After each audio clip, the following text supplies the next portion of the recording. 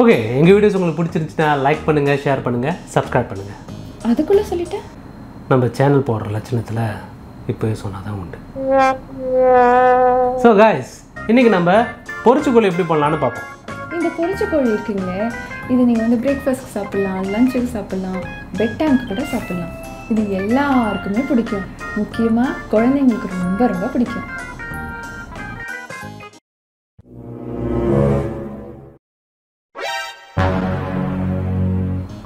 ஆனால் பெரியவங்க கொஞ்சம் கம்மியாக சாப்பிட்றது நல்லது. டேய் கண்ணா, சாப்பிடும்போது அங்கங்கெல்லாம் பார்க்கணும்டா. ஆனால் முடியாதுப்பா. ஸோ இந்த பொரிச்சக்கோழி எப்படி செய்யலாம்னு பார்த்தோம்னா,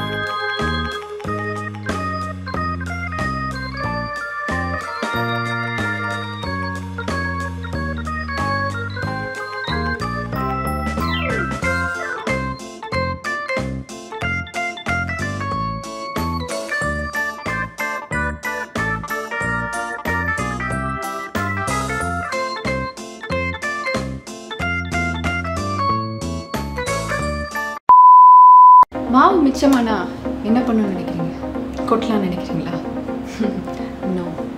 இதே மாவை வச்சு எப்படி உங்கள் மீனியை பளபளன்னு ஆக்குறதுன்னு நான் காமிக்கிறேன். வாங்க. மிச்சம் உள்ள மாவை எடுத்து நல்லா தண்ணி ஊற்றி கரைச்சிக்கங்க.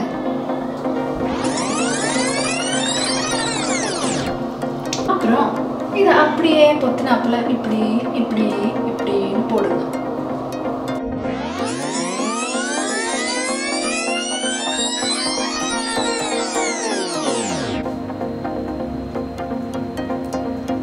பாய், லைட்டை போடுங்க.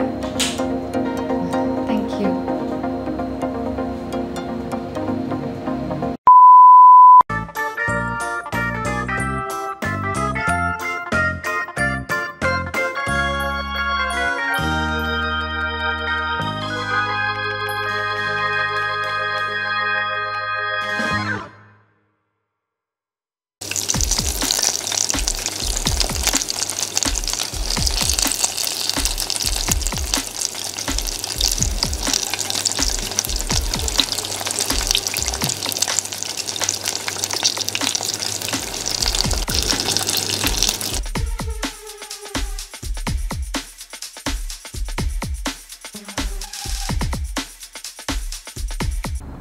சரி, இப்போ கோழி பண்ணியாச்சு.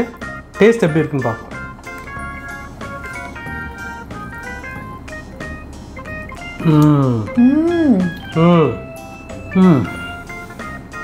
எப்படி இருக்கு?